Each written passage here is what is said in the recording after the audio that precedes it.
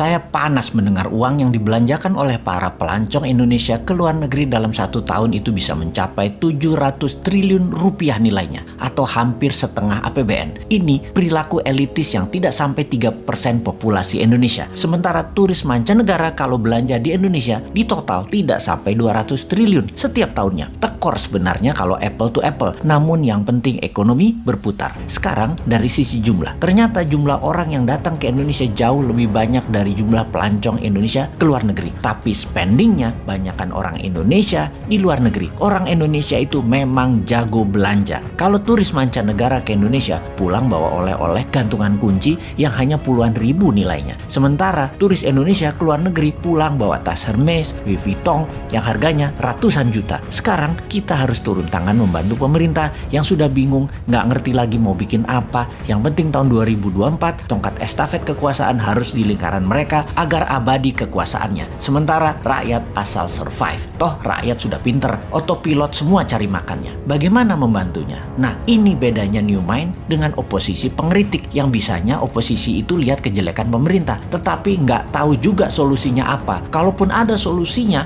hanya normatif. Kita lompat sebentar keluar topik, nanti balik lagi memutar ekonomi wisata agar tidak keluar negeri. Saat ini di media-media juga orang-orang di tempat tongkrongan membicarakan 2024 siapa presiden dan wapresnya Indonesia. Maka banyak nama digadang-gadang. Nama-nama itu modalnya gampang. Bayar aja lembaga survei untuk memasukkan nama mereka, walaupun mereka hanya 1 di antara 10 orang. Pokoknya masuk aja nama mereka dulu. Lalu mulai dibangun citra mereka masing-masing. Yang hebatnya, siapapun mereka itu, tanya satu hal. Konsep bernegaranya apa ketika nanti mereka memimpin negara? Maka jawaban mereka pasti normatif, pasti umum-umum saja, seperti stop impor, stop hutang, pro UKM, dan lain sebagainya. Dan faktanya nanti ketika menjabat, semuanya tidak bisa dijalankan karena tidak tahu bagaimana caranya. Mereka semua itu hanya manuver politik dan di otaknya hanya bagaimana menjadi populer dan bagaimana menang mendapatkan kursi di 2024. Mek ngono tok. Hebatnya adalah narasinya bisa membuat rakyat percaya. Oh ya, ini bukan promosi Bosman yang ternyata sudah lengkap cara dan strategi bernegaranya. Bukan loh ya. Bosman bukan mau jadi presiden. Bosman mau jadi lord. Wes, jelas yo.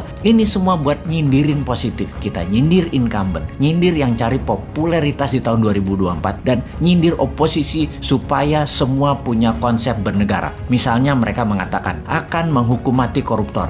Itu Bosman sudah usulkan. Cari lain lagi. Pajak diturunkan.